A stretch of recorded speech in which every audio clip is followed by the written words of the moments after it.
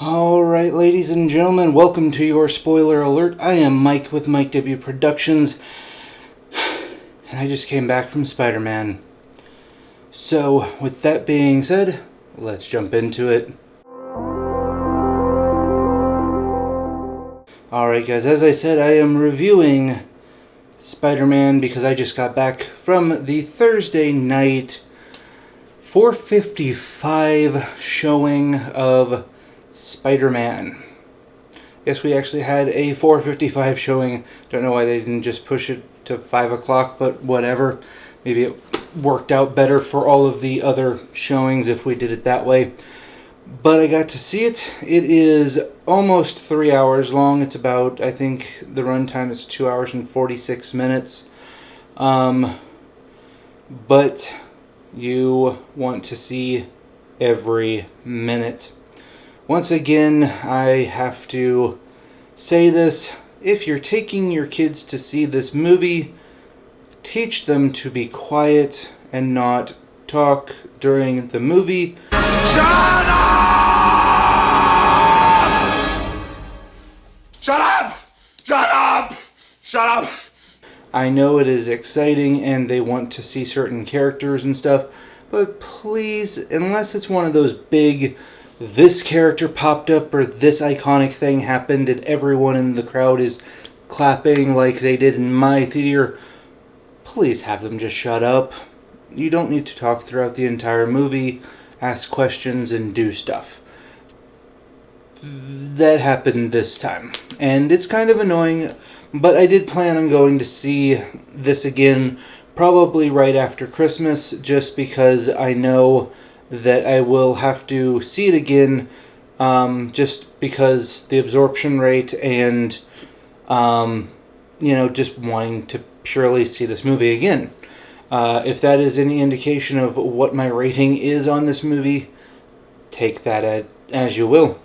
So, let's jump into some stuff. This is your spoiler alert. So, you're warned. There is no going back now. Either stop here or it's on you. Okay, because I am going to spoil some stuff because I believe the embargo is over. There's a couple people who already have their videos out. You've been warned. You're on your own. This is the end game now. So, 3, 2, 1. Alright, time for spoilers. So, what are some of the spoiler questions that you want to know? Yes, Doctor Strange is in this one. That was already confirmed through the trailers. No, he is not Dark Doctor Strange from the What If movies, but we will talk about that at the end of the video. This is regular Doctor Strange. He is kind of being a jerk, but then again, he did get blipped and then blipped back and having to deal with everything in between. So, he is kind of a jerk in this one, but when has he not really kind of been a jerk? I mean, really?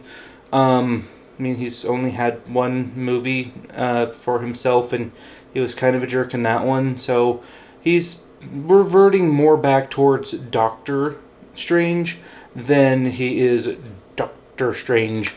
We confirmed that he is not the Sorcerer Supreme because of the blip. Interesting. So Wong got it. So it is Sorcerer Supreme Wong. Okay, cool. It's just a title. I mean, really, that's all that really is. I don't think that comes with special abilities or powers. Wong has been around a lot longer than Doctor Strange as it is, so that's cool. Not a big deal. I'm sure something will happen where that will get reverted anyways. So, moving on from that, we have Spider-Man. Spider-Man was, he was ratted out in the last movie. As you guys know, this is nothing new. He wishes himself to not be anything anymore, okay? But as you saw in the trailer, he keeps changing the spell that Doctor Strange is trying to help him with. And so he screws it up, and Doctor Strange puts it in a little bubble and contains it until he can get rid of it. The thing is, these people from other dimensions keep popping up, and they are the bad guys from other movies. But Peter, being Peter Parker, believes that he can reform them, or change them, however you want to say it, put them through the good old process of change. Doctor Strange gets pissed off because he doesn't want to have to deal with all that. That just takes too much time, and he just wants to snap them away, basically. So he makes a little box. The box is containing the spell. Once the spell is gone, all of these people will be gone too, back to their own given timey-wimey, wibbly-wobbly places. So we have a few characters that pop up. We have Doc Ock, we have Sandman, we have Green Goblin, and Electro that all pop up at one time. They are there right after he fixes this spell, so there is a crack in the timeline, kind of like if you watch the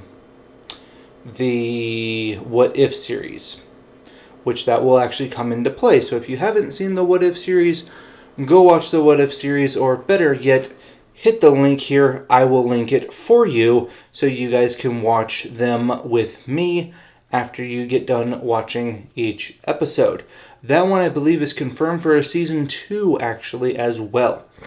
Pretty cool. Okay. Moving on from that, we have these bad guys.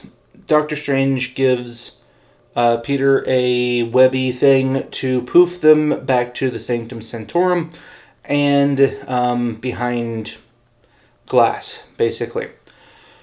We already have the Lizard, who is taken up, so that scene that you did see in the movie was the Lizard. So, yes, he has to go hunt the other 3 down. And he does. The Sandman, oddly enough, I think he did have kind of a character arc there at the end of his movie, where he wasn't really a bad guy. And again, none of these people were really bad guys. They were all just kind of misled and got angry and let the things that made them who they are get the best of them, which is a theme in this movie that I like, that it's not about what happened to you, it's how you let it affect you.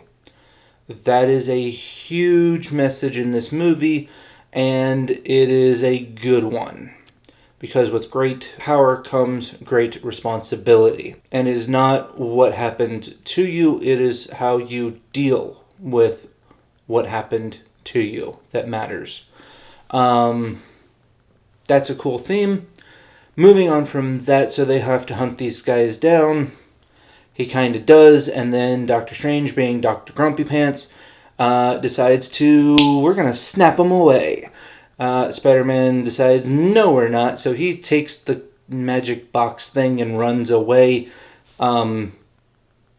jumping through the mirror universe zone that Doctor Strange puts them in. And then he does something, Spider-Man does some stuff and traps him in a place off to the side where he can't do nothing. Bad move, but okay. Honestly, Doctor Strange is being kind of a jerk in this one. So I can't say that it's a good thing that happened to him, but I can't say that I actually care. So if he's moved into this little pocket place and has to deal with that while Peter does his superhero thingy, because he believes that he can reform each one of these villains. So yeah. So we get working on that. There is a moment where we get Doc Ock a new inhibitor chip, because that's what happened before. The robotic arms control him. He does not control the arms because the inhibitor chip broke. It would be a really good idea for you guys to go back and watch the first 3. So Peter has to go and fix each one of them. He's about to, and then we find out that the Green Goblin, who we thought at the beginning when we saw him was getting rid of the Green Goblin out of his head, but we didn't, that didn't actually happen. It's kind of a weird thing because he smashes the mask. I guess he tricked himself, if you want to make it continuity, because if not, the flow doesn't really work, because why would he trick us into thinking that he's a technically sane person suppressing the evil Green Goblin if he's not doing that? If he's tricking everyone, because he tricked himself, but I guess the Green Goblin tricked him. So we won't go into the psychological semantics of that part. We might later. So moving on from that, yes, we do have that whole thing. Everything hits the fan. All of these bad guys, jump out. And because the Green Goblin convinces Electro and Sandman that there is a problem, and then Doc Ock kind of just goes with the flow on that one. And so everyone's a bad guy. All the bad guys are bad guys. We have this little fight scene, and then they kill Aunt May. Yeah. We have our Uncle Ben moment with her. With great power comes great responsibility. This has always been the theme for Spider-Man. This has always been the motto for Spider-Man. And Aunt May gets to tell this Spider-Man that truth. So, and then she dies Uncle Ben style. Very sad. Bring your box of tissues. There is a lot going on in this from that point on. We do have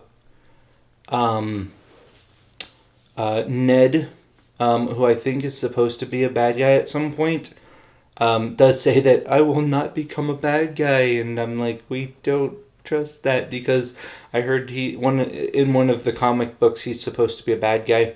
I'll have to look that up and see what that really is about. His grandma's really funny because she's this little Asian lady, and she's speaking like I don't know. And there's this scene where, yes, we do get Andrew Garfield and Tobey Maguire because Ned is now magic. It makes sense because there's no rule saying that kids, Doctor Strange was a normie until he went to the Thomas... place you're looking for is called Kamartash. The magic place. I will butcher that name. So it doesn't not make sense that Ned could use the portal. And so he wishes to find Spider-Man, or Peter Parker, and he does the Wiggly Woo thing. And then the Wiggly Woo brings in Andrew Garfield's character. My auditorium erupted. Everyone clapped. We loved that moment. And then they brought in Tobey Maguire. It was very oh wow, this is actually happening type thing for us. It was very fan servicey, sure, but who cares? That's what these movies are made for, the fans. Come on. I know some of you guys didn't like it when it happened in Ghostbusters, but give me a break. That's what This is a fan saga. This should be made for the fans, for, people who have invested pretty much their lives. I mean, 2001, I was like 12. So, like, when the first Spider-Man movie, I was still a kid. Like, this is my childhood. And fan service is fine because you're taking people who are now in their 30s, 40s, 50s and saying, hey, we're giving this to you guys. So, is it fan servicey? Sure, but who cares? Because you're a fan, like that. Sure, service to the fans. That's why you're making this movie specifically. So we get Tobey Maguire, we get Andrew Garfield, and we get the pointy scene. That man's an imposter. That man is the imposter. At one point, which is fun. We get every meme that you've ever seen in this movie. The pointy thing was in this one. They talked about the webbing in this one, like why Tobey Maguire has the natural squirty, webbing, while the other two have to make their cartridges. And when that spider bit you, did it give you power to make webs too? No, I did that myself. I make web fluid and store it in small pressurized containers that load into these web shooters I built. Wow! You must be super smart to think this stuff up. I think when I was bitten, the spider passed on an instinctive knowledge of how to combine certain enzymes to make this strong, sticky webbing. The trigger is this sensitive electrode located here in my palm. It requires exact pressure from these two fingers so that I don't accidentally activate it when I make a fist or grab something. That's always an issue for them. I mean, even the other one, they bring up why there's, I think it was one of the bad guys said, oh, I thought you were black. Not being racist, that's a callback to Miles Morales. If you guys haven't seen the Spider-Verse movie, go watch the Spider-Verse movie. Miles Morales' Spider-Man, I thought he could have popped up as Childish Gambino, but apparently he's a different character. Whatever, who cares? In this universe, who cares? It's the multiverse, whatever. It can be whatever you want it to be. That's the point of the multiverse. But with that being said, no Miles Morales, no Gwen Stacy, no MJ in this one, but that is fine because that would be just too many characters. But they did mention they did mention a black Spider-Man, a person who is black playing Spider-Man. They mentioned Miles Morales, which Sony, they own the other movie as well. So that's cool. So we get to wrapping up the story. Of course, we win. There's a big moment where the vengeance of killing the Green Goblin comes back. Toby stops our Peter from killing that Green Goblin, and there's a big story arc to that as well. Doctor Strange finally comes back, does his magic, and now no one knows who Spider-Man is. Everyone that was there disappears again. So because there was only two ways of fixing this. Either everyone has to go back and die because that's what happened in their pocket universes, in their own respective universes, or he could put them all back fixed. But we have to forget who Peter Parker is. Spider-Man, and no one knows who Spider-Man is anyways, and no one can know who either one are. So that's the issue. So Peter, being Peter, decides, I don't have Aunt May, I'm old enough to be out on my own, erase my existence, no one should know who Peter Parker is until, I try and find a job and all that. But there's no connection between Peter Parker and Spider-Man. There's a little sad moment where he goes to where MJ works, and she doesn't know who he is, nor does Ned, so he is alone in the universe, or in the multiverse, if you will. But that's okay because, you know, with great power comes great responsibility. So that is pretty much the entire movie. I did warn you. There are 2 end credit scenes in this movie. One is Venom. If you guys saw Venom 2, go back and you will see that he got poofed in the end credit on that one to some Caribbean island. And so in this one, he's trying to figure out all of the multiverse stuff.